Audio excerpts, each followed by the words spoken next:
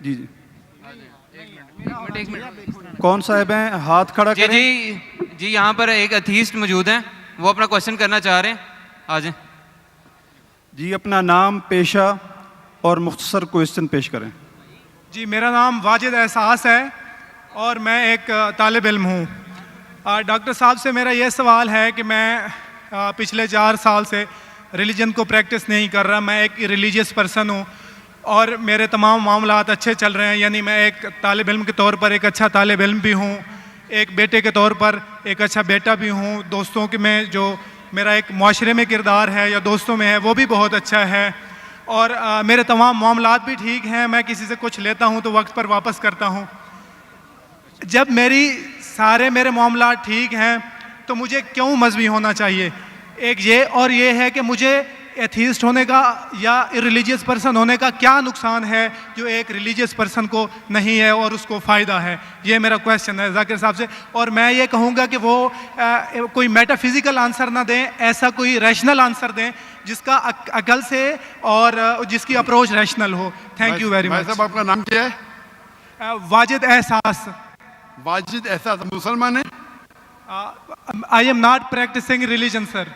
हाँ, आप मुसलमान खानदान में पैदा हुए लेकिन इस्लाम पे अमल नहीं करते, बराबर? Yes sir, yes. अपने भाई साहब वाजिद मुसलमान खानदान में पैदा हुए, 4 साल से दीन पे अमल नहीं करते। कहते हूँ कि मैं तालिब इल्म हूँ और मेरे मामलात बहुत अच्छे, मैं अच्छे काम करता हूँ, कुछ लेता हूँ तो टाइम पे वापस दे देता हूँ और बहुत खुश है, तो क्यों उसे दीन पे अमल करना चाहिए? अच्छा सवाल है भाई साहब। ऐसे तो बहुत से शख्स है जो बोलते मैं बहुत अच्छा हूं। कई शख्स है। अच्छा होना किसके मैयार से? आपके मैयार से। हमें अच्छा होना चाहिए खालिक के मैयार से। खालिक का मैयार क्या है? अच्छा होना वो जो ईमान रखता है, अमल सौलेहात करता है। वतवासौ बिल हक वतवासौ बिस सब्र। भाई साहब का सवाल है, लॉजिकल जवाब दो, लॉजिकल जवाब दो कि मैं 4 साल से दीन पे अमल नहीं कर रहा हूं, बहुत खुश हूं, जो चीज लेता हूं टाइम पे वापस करता हूं। तो आप साबित करो कि क्यों मुझे दीन पे अमल करना चाहिए। जो आप बोल रहे आप बहुत खुश है, वो मेरी खुशी के लिए काफी नहीं है। मैं जानना चाहता हूं कि कितने लोग को आपने सही रास्ते पे लेके आया आपके 4 साल में। कितने लोग आपको मानते? बोलिए मुझे। वाजिद भाई किधर है? वाजिद भाई जी जी सर। हाँ, कितने लोग आपको मानते 4 साल में? 5,000 10,000 कितने लोग मानने लगे आपको? सर मुझे इससे कोई फ़र्क नहीं पड़ता, ना मेरी पर्सनल लाइफ पर, ना मेरी जो है एक इज्तमाही जो मेरी ज़िंदगी है माशरे में, कि मेरे ऊपर कितने लोग मानते हैं या मुझे कितने लोग अच्छा समझते हैं। ये है कि जो एक ज़ाब्ता सेट किया हुआ है सोसाइटी की जानिब से और एक अकल के जो तकाज़े हैं, यानी एक अकलियत का तकाज़ा है कि मेरा माशरे में एक अच्छे इंसान का कैसे रोल हो सकता है और या मेरा इंडिविजुअल का एक माशरे में अच्छा रोल कैसे हो सकता है, तो उस तरह मेरा एक अच्छा रोल है। मैं आपसे ये कहता हूँ कि कोई एक ऐसा रैशनल कोई अप्रोच हो, रैशनल एविडेंस हो, रैशनल आंसर हो जिसकी वजह से मुझे रिलीजन को प्रैक्टिस करना चाहिए, जो मैं नहीं कर रहा। आप जो बोल रहे अकलियत के हिसाब से, अकलियत जो इंसान समझती है हमेशा सही नहीं होता। आपको पता है, पहले दुनिया लोग समझते चपटी है। सैकड़ों साल, हजारों साल पहले लोग समझते थे दुनिया चपटी है। जी सर, बिल्कुल ये है कि अब एवोल्यूशन हो रही है। भाई साहब अभी आपका सवाल खत्म हो गया, मेरा जवाब सुनिए आप। जी जी जी। ये डिबेटिंग सेशन नहीं है, समझे आप? ये रैशनल आप समझते नहीं। जब सिंपल समझ नहीं सकते आप बोलते आप बहुत एकदम क्या बोलते कंटेंट है। आप इतना नहीं समझ सकते क्या कंटेंट है। आपको सवाल देने का मौका दिया गया, अभी मेरा जवाब सुनिए। हर इंसान अपने दिमाग से समझता है वो सही है। वो चोर भी अपने दिमाग से सही है समझता है। वो चोर जो चोरी करता है, जो चोर चोरी करता है, वो अपने दिमाग से सही समझता है। आप मुझे एक पॉइंट बताओ, एक चोर है, मान लो मैं चोर हूं, मैं चोरी करता हूं, करोड़ों रुपए लोग की चोरी करता हूं, आप एक रैशनल पॉइंट बताओ कि मैं गलत हूं और मैं चोरी छोड़ दूंगा। एक, चलो भाई साहब वाजिद भाई जवाब दो, मैं दुनिया का सबसे बड़ा चोर हूं, करोड़ों रुपए चोरी करता हूं, आप एक रैशनल पॉइंट बताओ कि मैं गलत हूं और चोरी छोड़ दूंगा। जी सर, उसकी वजह ये है कि आप अगर चोर हैं और चोरी करते हैं तो आप गलत इसलिए हैं कि आपके अमल से लोगों की जिंदगियों पर जो है मनफी असरात पड़ रहे हैं। मुझे आप क्या चोरी फर्क करते- पड़ता है लोग क्या समझते हैं, मैं तो खुश हूं ना, चोरी करके रोज रॉय खरीदता हूं, नहीं, मुझे सर- क्या, आपको जब मेरे की जरूरत, आप थोड़ी देर पहले पूछे, मुझे फर्क नहीं पड़ता लोग क्या मेरे में, मैं खुश हूं। उसी तरीके से आप लॉजिक पे बात करो, लोग क्या सोचते बात मत करो। मैं तो ये पूछता हूं, आप मुझे मंतिक से, लॉजिक से एक पॉइंट बताओ कि मैं गलत हूं और चोरी छोड़ दूंगा। ये मत बताओ लोग को तकलीफ होती, मुझे क्या फर्क पड़ता है, मुझे तो अच्छा है ना, मैं चोरी खरीदता हूं, रोज रॉय खरीदता हूं, बंगला खरीदता हूं, क्या गलत है? लोग को तकलीफ होती, मुझे क्या फायदा, मुझे क्या नुकसान उससे, आपको नुकसान है। आप ये बताओ मेरा नुकसान क्या है, एक दो नहीं। सर आप ये मुझसे मेरे ख्याल में पूछ रहे हैं कि आप खुश हैं, लेकिन मैं ये, अच्छा मैं आपसे ये सवाल करता हूं कि मेरे सवाल मत रिलीजन कीजिए, को मेरे सवाल का जवाब दो। मेरा सर यही सवाल है। एक लॉजिकल पॉइंट बोलो साबित करने के लिए, मैं दुनिया का सबसे बड़ा चोर हूं, करोड़ों अरबों रुपए चोरी करता हूं, मैं बहुत खुश हूं। लोग को तकलीफ होती गए बाढ़ में, मुझे तो तकलीफ नहीं हो रही है। इसको बोलते सेल्फ सेंटर्ड। इससे आपने क्या बोले, मैं खुश हूं, मुझे दुनिया की फिक्र नहीं, उसी तरीके से मैं खुश हूं, तो आप क्या बोलेंगे मैं अच्छा इंसान हूं? आपकी लॉजिक किधर गई? एक चीज बताओ, एक दो नहीं, सिर्फ एक। सर मेरे अमल से, मेरे रिलीजियस होने से आपके अमल की बात नहीं कर रहा हूं मैं, मेरी चीज की बात कर रहा हूं भाई साहब। आप अगर जवाब नहीं दे सकते तो बोलो, मैं जवाब नहीं दे सकता हूं। आप मुझे एक चीज लॉजिकल बताओ जो मेरे लिए नुकसानदार है। अच्छी बात है, मैं चोरी कर रहा हूं, मुझे दुनिया की फिक्र नहीं, मुझे मेरी अपनी फिक्र है। एक लॉजिकल बताओ, आप 4 साल से कर रहे, मैं 10 साल से कर रहा हूं। आप तो, आपकी हालत देख के मुझे अफसोस हो रहा है, मेरी हालत तो बहुत अच्छी है भाई, मेरे पास अरबों रुपए का घर है, अरबों रुपए की गाड़ी है मेरे पास, नौकर चाकर है। आप तो सिर्फ तालिबे इल्म है भाई, कौन अच्छा आप या मैं? इसीलिए लॉजिक, आप ऐसा बोले क्या मुझे दुनिया की फिक्र नहीं, तो मैं आपसे अच्छा ना? अगर दुनिया की फिक्र है और मंतिक से सोचो जो जवाब है, नहीं मुझे बाकी लोग की फिक्र है, मैं खुश हूं, तो हर गलत आदमी बोलेगा मैं खुश हूं, आपके पास जवाब ही नहीं रहेगा जैसे आप बोल रहे। मंतिक से सोचे तो मेरे कई तकरीर है। मंतिक से सोचे तो आदमी खुश कौन है? लोग को अभी आपके जवाब पे आता हूं मैं।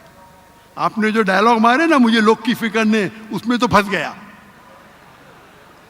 एक बता नहीं सके मुझे, एक, अब बताएंगे भी तो उसका आप बोलेंगे पुलिस पकड़ेगी, पुलिस मेरे खीसे में, मैं सबसे बड़ा माफिया है, कौन अटैक करेगा, मेरे पास पीछे पे बॉडीगार्ड है। मेरी पूरी तकरीर है इसके ऊपर। अभी मैं आता आपके सवाल पे। लोग अक्सर समझते हैं कि पैसे से अमन मिलता है। आपको पता है कि जितने दुनिया में टॉप 10 रिचेस्ट मैन हैं, 10 में से 8 का तलाक हो चुका है, टॉप 5 में सबका तलाक। कई रिच मैन के बच्चे लोग ने कंप्लेंट किया अपने वालिद के बारे में, क्या हैप्पीनेस, क्या हैप्पीनेस। इलॉन मस्क नंबर 1, उसका तलाक, जेफ बेजोस उसका तलाक, बिल गेट्स उसका तलाक। Richest man, $100 billion, $150 billion, $200 billion, क्या फायदा? आपको लगता है हमारे दिमाग में गलत फहमी, खुश है, इन लोग बिल्कुल खुश नहीं है। वो जो इंसान गांव के अंदर सुकून की नींद सोता है, वो उनसे ज्यादा खुश है। और ये दुनिया, आपने मेरी तकरीर शायद सुनी ही नहीं, अगर सुनी होती तो ये बात ही नहीं बोलते थे आप। मेरे तकरीर में मैंने कहा हूं कि ये दुनिया हमारे लिए इम्तिहान है आखिरत के लिए।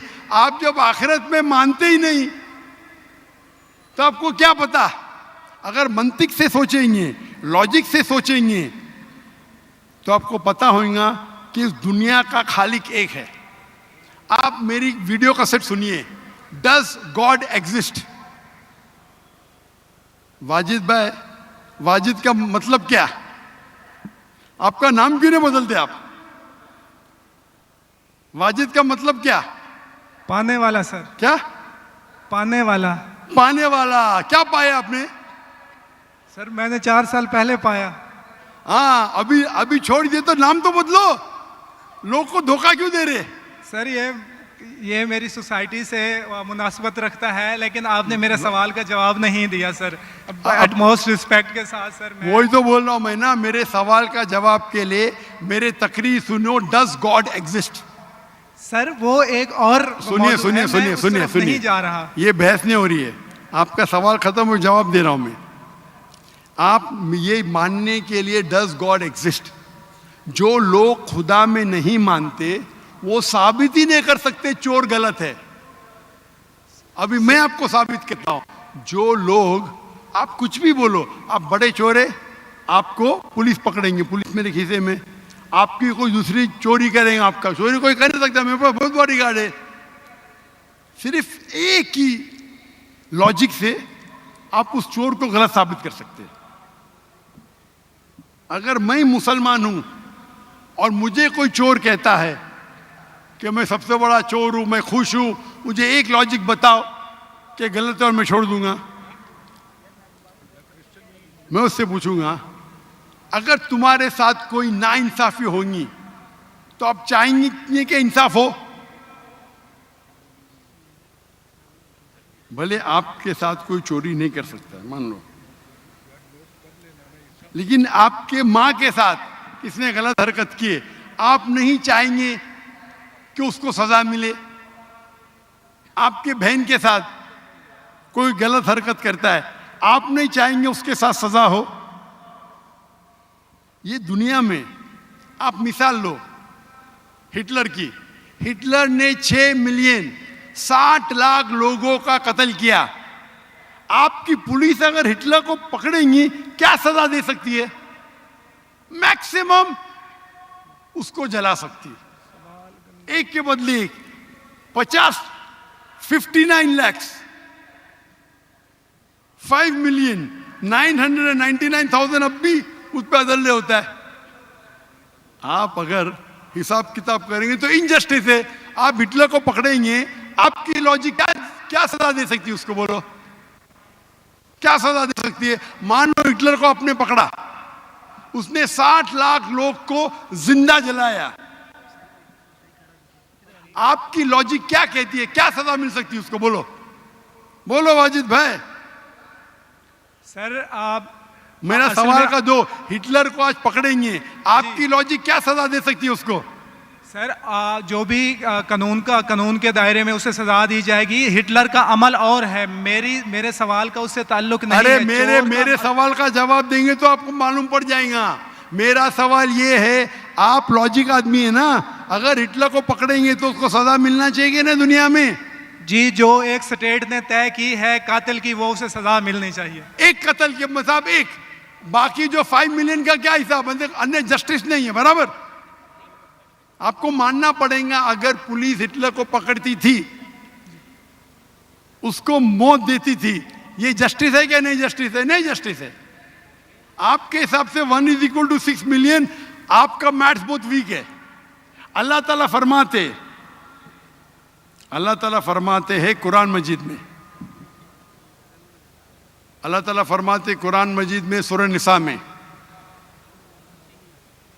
आयत नंबर 53 कि अगर जो लोग अल्लाह के आयतों में नहीं मानते और आखिरत में अल्लाह ताला उनको जहन्नम की आग में डालेगा, और जितने बार, सूरह निसा सूरह नंबर 4 आयत नंबर 56 53 ने 56, जितने बार उनकी चमड़ी जलेंगी उतने बार उनको नई चमड़ी दी जाएंगी। आज साइंस कहती है कि दर्द होने के लिए चमड़ी के अंदर पेन रिसेप्टर है, पहले नहीं पता था। अगर आपको सीवियर बर्न इंजरी होती है तो डॉक्टर लेता है सुई और टोचता है। अगर आपको दर्द होता है तो डॉक्टर खुश है, यानी डीप इंजरी नहीं है। अगर आपको दर्द नहीं होता है डॉक्टर को अफसोस होता है, डीप बर्न इंजरी, आपकी एहसास के पेन रिसेप्टर्स मर गए। तो अल्लाह ताला फरमाते हैं कि जो लोग अल्लाह के खिलाफ है और अल्लाह का कहना नहीं मानते, अल्लाह ताला उनको दोजख की आग में डालेंगे और जितने बार उनकी चमड़ी जलेंगी उतने बार नई चमड़ी देंगे ताकि वो दर्द का एहसास कर सके। तो अल्लाह ताला आखिरत में हिटलर को 6 मिलियन टाइम 12 मिलियन टाइम भी जला सकता है। ये अदल हुआ कि नहीं? हाँ कि नहीं? हमारे दुनिया में अदल हो ही नहीं सकता। तो इसीलिए चोरी खराब है तब मानेगा जब उसको मालूम पड़ेगा आखिरत है, हमारा खालिक है। विदाउट आखिरत आप साबित ही नहीं कर सके चोरी करना खराब है, बलात्कार करना, जिना बिल जब्र करना हराम है, आप साबित ही नहीं कर सकते। सिर्फ उस वक्त साबित कर सकते जब आपको पता लगेगा कि आखिरत है, हमारी इस जिंदगी के अलावा और एक जिंदगी है। और ये अदल सिर्फ तब हो सकता है जब हमारा खालिक है, हमारा मालिक है। और सिर्फ खालिक होना काफ़ी नहीं है, खालिक के साथ आखिरत होना ज़रूरी है। अगर आखिरत नहीं है तो आप साबित ही नहीं कर सकेंगे कि चोरी करना खराब है, बलात्कार करना, जिना बिल जब्र करना हराम है, किसी का कत्ल करना हराम है, साबित ही नहीं कर सकते। आपके पास लॉजिक ही नहीं है। तो आप जो बात कर रहे 4 साल से आप खुश है, आपकी खुशी टेम्परेरी है, मेन खुशी तो है आखिरत। जैसा बोलते हैं ना, आपके लिए जन्नत है, बिल्कुल सही है वो हदीस अल्लाह के रसूल की। काफिर के लिए जन्नत है दुनिया, तेरे लिए वाजिद ये दुनिया जन्नत है, मैं मानता हूं, अल्लाह के रसूल की हदीस है। अगर तू कहता है कि तू इस्लाम छोड़ दिया मतलब काफिर है, मुर्तद है, बराबर की नहीं, और डंके की चोट पे ऐलान कर रहा है, शर्म भी नहीं आती। एक तो गलती करता है, डंके की चोट पे ऐलान करता है। अल्लाह के रसूल फरमाते तेरे लिए ये दुनिया जन्नत है, हमारे लिए कैद है। आखिरत में दोजख में जब जाएगा अंगार लगेंगी पांव पे तो ब्रेन विल बॉइल, भेजा उबलेगा। ये हदीस बिल्कुल वाजिद भाई, मेरी दरखास्त है आप कुरान तर्जुमे से पढ़िए और उसके ऊपर तदब्बुर करो। अब भी मौका है, अब भी मौका है समझ जाने का। डंके की चोट पे कहते हैं कि 4 साल से मैं खुश हूं। जिस तरीके से अल्लाह के रसूल फरमाते ये हदीस तुम पे हूबहू फिट होती है। मेरी दरखास्त है कि कुरान मजीद को समझ के पढ़ो और हर आयत को समझ के पढ़ो, वो ज़बान में जो ज़बान पे आपको महारत है। और मैं दुआ करता हूँ अल्लाह से कि अल्लाह तुमको हिदायत दे। अगर आप माफ़ी मांगे और सही रास्ते पे आ गए, फिर से मानने लगे कि अल्लाह एक है, अल्लाह के अलावा कोई भी माबूद नहीं है और अल्लाह के आखिरी रसूल मोहम्मद सल्लल्लाहु अलैहि वसल्लम है, इंशाअल्लाह आपको आखिरत में निजात मिलेंगी। वरना आप खसारे में रहेंगे। मैं अल्लाह से दुआ करता हूं कि आपको हिदायत मिले और अल्लाह आपको हिदायत दे और आप सही रास्ते पे आ जाए फिर से। अब इख्तिताम पे किसी भी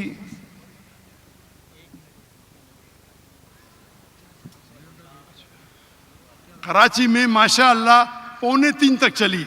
ये लाहौर है ना, मैं समझा लाहौर में फजर तक चलेंगी तो और एक राउंड ले सकते। देखो लोग जोश में। आप अगर थक गए, आप थक गए तो ये आएंगे माइक्रोफोन, आप थक गए तो ये माइक्रोफोन पे आएंगे। ये मेरी और एक राउंड लेफ्ट साइड पे सारे हजरात तशरीफ रखें। अभी इंशाल्लाह सवाल जवाब की नशिस्त जारी है। ये लेफ्ट साइड पे जो सबसे फ्रंट पे माइक वाले साथी हैं, तहज्जुद साथ में पढ़ेंगे मस्जिद में, तहज्जुद साथ में पढ़ेंगे मस्जिद में, आखिरी वक्त सबसे बेहतर होता है इंशाल्लाह। और एक तशरीफ रखें। तो लेफ्ट साइड पे सबसे फ्रंट पे जो माइक वाले साथी हैं, उनके पास अगर किसी गैर मुस्लिम का कोई सवाल है या कलमा या शहादत है तो उसको पेश करें।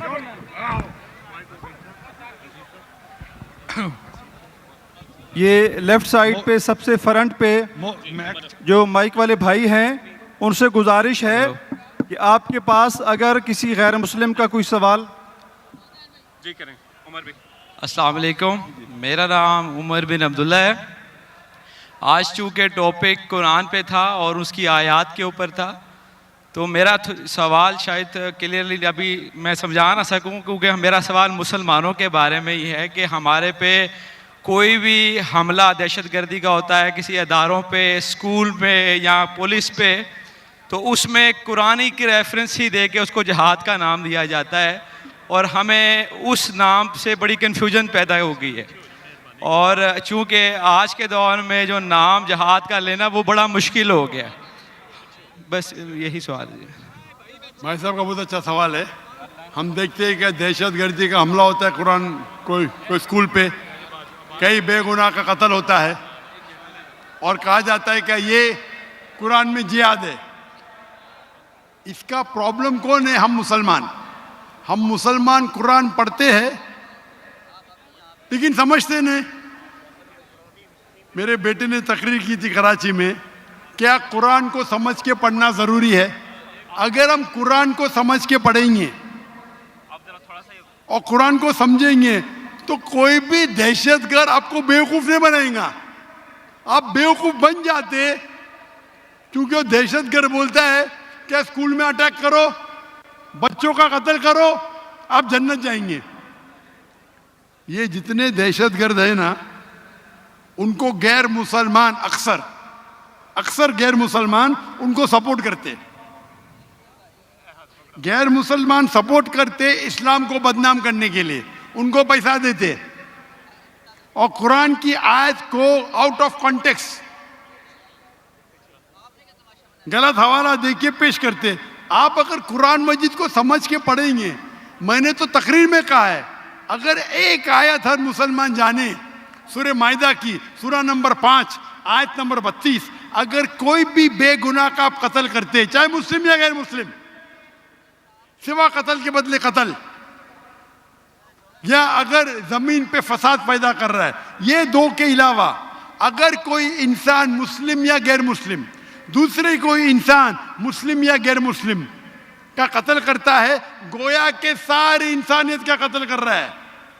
और अगर एक इंसान दूसरे इंसान का, चाहे मुस्लिम या गैर मुस्लिम हो, उसकी जान बचाता है तो गोया के सारी इंसानियत की जान बचा रहा है। अगर ये आयत आप अपने दिमाग में, जहन में रखे तो कोई भी दहशतगर्द आपको बेवकूफ नहीं बना सकता है। गलती किसकी? आपकी।